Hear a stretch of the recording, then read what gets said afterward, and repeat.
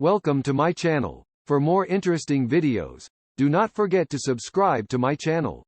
In this video, I will talk about how to study in Canada and some of the high-level steps that you will need. Canada offers some of the world's best study programs and is home to some of the world's leading research facilities and academic institutions. If studying abroad is your plan, Canada should be at the top of your list. Listen ahead for a step-by-step guide to applying for a Canada study permit. Step 1. Understand the requirements. Successfully applying to a Canadian education institution requires an understanding of different requirements for schools and the courses they offer. Candidates also need to conduct careful analysis of the rules and regulations applicable to the study permit application process. Only recognized schools and periods of approved study will be meaningful. Ideally, you should start planning for your Canadian study permit at least a year in advance.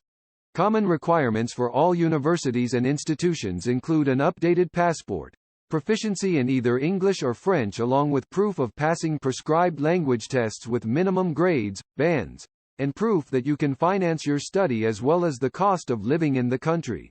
Of course, requirements may vary between provinces, which is why this step must be performed in a careful and systematic manner. Step 2. Choose your course and institution. The first step towards choosing an institution is to ascertain its status as a designated learning institution. Only DLIs can admit foreign students.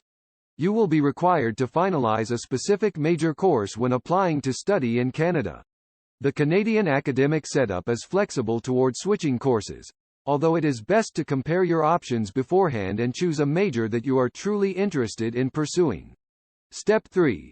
Take the language proficiency test. In order to successfully gain entry into Canada, every international student will have to prove proficiency in English or French. IELTS is the preferred test for proficiency in English, with some institutions also accepting the Cambridge English, Advanced or TOEFL exam score. For French, you can opt for DALF, DELF, or TCF, although the TEF exam is the most common option. Choose the test, pay the fee, and book your dates well in advance. Of course, you will have to brush up your language skills to ensure your application does not get rejected. Step 4. Apply to universities. Now it is time to contact your shortlist of universities, obtain their application packs, and submit them well in advance. Having the choice of applying to a dozen universities can be advantageous, but you will have to consider the application fee, which varies from $100 to $250. Do not apply at random. Compare your options, identify your preferred course and institution, and select one or two alternatives as backups. Be careful when filling in the application form and make sure you provide accurate information backed with documentary evidence.